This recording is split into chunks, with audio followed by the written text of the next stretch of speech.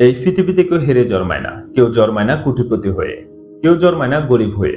সবাই শুরু করে শূন্য থেকে, কিন্তু কেউ সে শূন্যই থেকে যায়, আর কেউ সেই শূন্য থেকে শুরু করে গড়ে তোলে কোটি টাকার সাম্রাজ্য।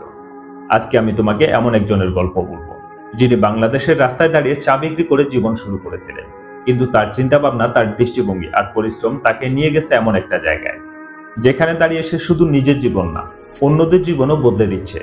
তার নাম নূর ইসলাম। চট্টগ্রাম রাউজান উপজেলার এক দরিদ্র পরিবারে জন্মগ্রহণ করেন। বাবা ছিলেন একজন কৃষক। সংসার চলত টেনে টুনে। এসএসসি পাশ করার পর আর পড়ালেখার সুযোগ হয়নি।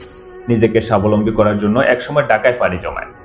ঢাকায় এসে প্রথমে কিছুদিন কাজ খুঁজে, কিন্তু কোথাও ঠাঁই মেলেনি। শেষে দাঁড় করে ৩,০০০ টাকা দিয়ে কিনে একটা ছোট স্টক, কিছু চায়ের কাপ আর কিছু চায়ের পাতা। গুলিস্তানের রাস্তায় বসে চা বিক্রি শুরু করে। প্রতিদিন আয় হতো ৩০০ থেকে ৪০০ টাকা। কিন্তু নূর জানতো এই আয় দিয়ে সে সারা জীবন চলতে পারবে না। তাই সে শুরু করে ভিন্নভাবে চিন্তা করা। সে বুঝতে পারে মানুষ শুধু চা খেতে আসে না, তারা আসে একটু হাসি, একটু ভালো ব্যবহার আর কিছুক্ষণ মানসিক প্রশান্তি পেতে। নূর সবার সাথে হাসি মুখে কথা বলতো, ছোট গল্প করতো, এমনকি একটি ছোট ব্লুটুথ বক্সে গান চালাতো। তার দোকান তখন পরিচিত হয় গানের চা দোকান নামে।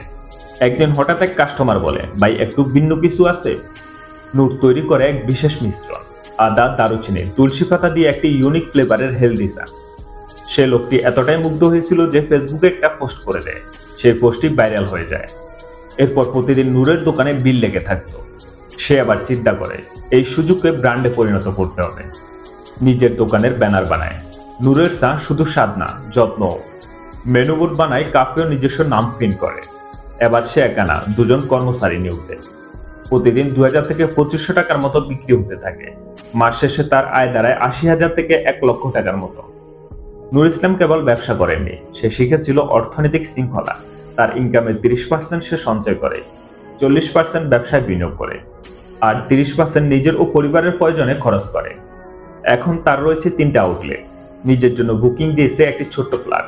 স্বপ্ন দেখছে একদিন নূরের চা হবে দেশের সব থেকে জনপ্রিয় চায়ের ব্র্যান্ড। তুমি যদি আজকে নিজের অবস্থান নিয়ে হতাশ হও, যদি ভাবো আমার তো টাকা নেই, যোগাযোগ নেই, আমি কি করব, তাহলে মনে রেখো নূর ইসলামের গল্প। সে শুরু করেছিল রাস্তার ধারে এক কাপ চা থেকে। তবে তার মধ্যে ছিল দৃঢ় মনোবল, নতুন করে চিন্তা করার সাহস, আর প্রতিদিন একটু একটু করে উন্নতির চেষ্টা। এই পৃথিবীতে সফল হওয়ার জন্য দরকার না বড় দোকান, দরকার সৎ চিন্তা, পরিশ্রম আর ধৈর্য। তুমি যদি শুরু করো, আজ না হোক কাল তুমি জিতবেই।